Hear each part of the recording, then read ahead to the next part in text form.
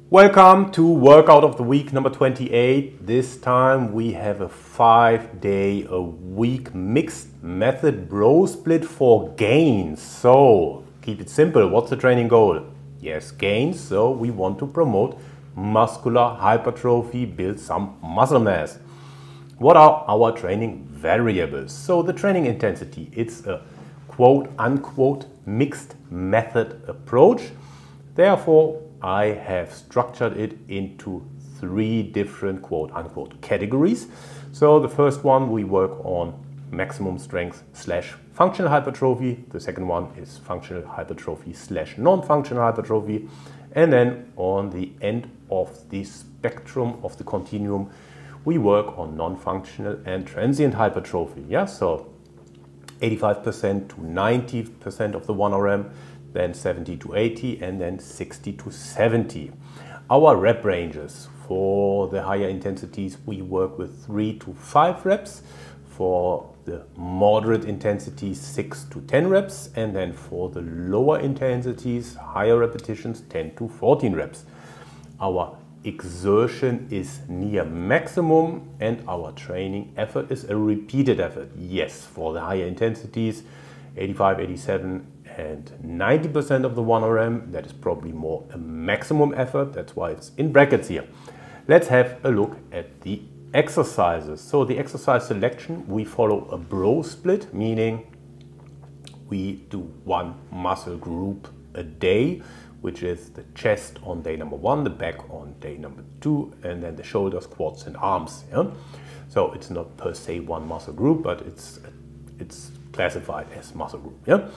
And then we use compound and isolation exercises. So for the heavier movements, the higher intensity, we use compound movements. For the lower intensities, the non-functional transient hypertrophy, we use isolation movements. There we have, and we progress from heavy compound to lighter isolation. A few more training variables. We do it 5 days a week. Our training organization is a station training, and we include some supersets, antagonistic supersets for the legs and the arms. How does it look? Let's have a look inside the program. So here we are inside of our program, the 5-day mixed method bro split. You get an overview of the program, and then you can see the weekly structure. Yeah? So we do 3 consecutive days of training, then 1 day of rest, and then another 2 days. If you want to, you can do all 5 days consecutively, and then let's say have the weekend off. That is up to you. Let's have a look at workout number 1, the chest day. So mixed method approach, 3 categories: maximum strength / functional hypertrophy, functional hypertrophy / non-functional hypertrophy, non-functional hypertrophy / transient hypertrophy. So the first exercise, the bench press here, the heaviest compound exercise. We work with higher intensities. So 3 sets of 5 at 85%. The second exercise, the dumbbell incline bench press, moderate intensity, moderate reps. So 10 reps, 75%, 3 sets, 10 reps, 3 sets, 70%. And then the last exercise, the dumbbell flies, the isolation exercise. We do 3 sets of 14 repetitions at 60%. Yeah, and you can see here the exertion is near maximum. So whether it's the heaviest exercise, the moderate exercise, or the lightest exercise, the RPE is a 9. If we move on to workout number 2, our back day, again we start with the heaviest exercise being the deadlift, then the bent over row, and the last exercise is the lat pull down or the straight arm lat pull down. Yeah, so you can choose. The straight arm lat pull down is probably more of an isolation exercise because you only have one joint involved. The lat pull down is more a compound exercise. Anyway, for the last exercise, again we opt for lighter intensities, 60% for higher reps. And then for our first exercise, 3 sets of 5 repetitions at 85.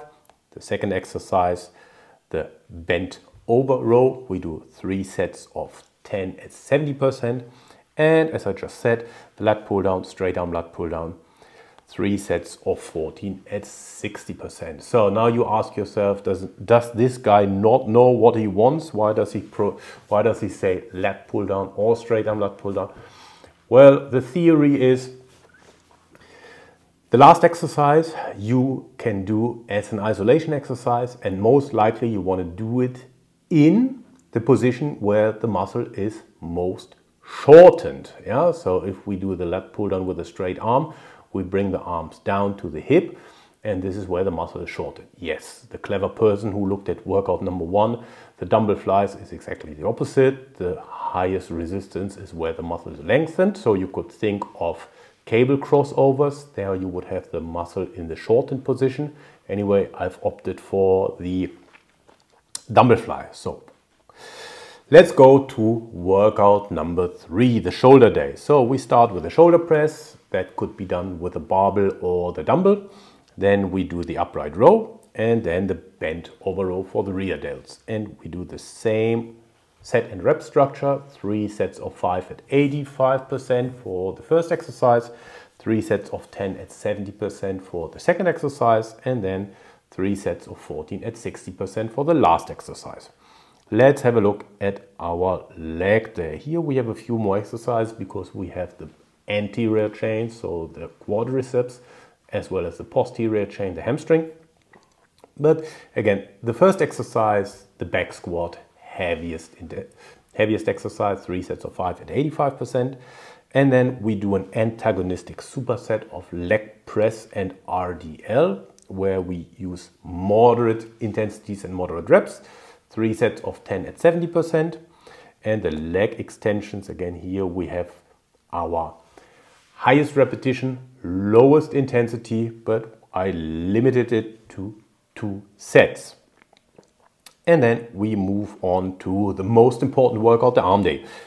So 3 antagonistic supersets. We start with the heaviest combination, which is the barbell curl and the French press, also called skull crusher. Here we do 2 sets of 5 at 85%. Then we move to the second antagonistic superset, the dumbbell incline curls and the dumbbell overhead extension. There we do our moderate rep and set structure, 2 sets of 10 at 70%. And then our last antagonistic superset, again, here is the idea, what I outlined earlier. We want to use exercises where the muscle is most shortened in the end position, and that could be the dumbbell single arm spider curl or the dumbbell single arm concentration curl. Yeah, so the spider curl, for those who don't know, it's essentially the preacher curl or the Scott curl, but you are at the vertical end. Yeah, so your arm is vertical to the ground, and in the top position where the dumbbell is closest to your shoulder, the muscle is most shortened. And then we have the dumbbell triceps extension or the dumbbell single arm kickbacks. Yeah, so you bring your arm behind you. This is where the muscle is most shortened. Why is it only 2 sets? Yes, because the arms are a smaller muscle group. So in total, we also have a total of 6 sets for the biceps as well as 6 sets for the triceps. And then you download that PDF, you get a glossary of the terms that I'm using. You can read about myself, you can see some testimonials of my athletes and my colleagues and my mentees. And last but certainly not least, you can join the membership. There you get the entire 4-week periodized program. Let's move back and finish that presentation. So what are the next steps? Again, you download that program, you follow it, and let me know how it works. Then you join the membership. There you get the complete 4-week program. You like and subscribe, and here you can see the previous workout. You can grab all workouts, and I give you another chance to subscribe. I see you next week.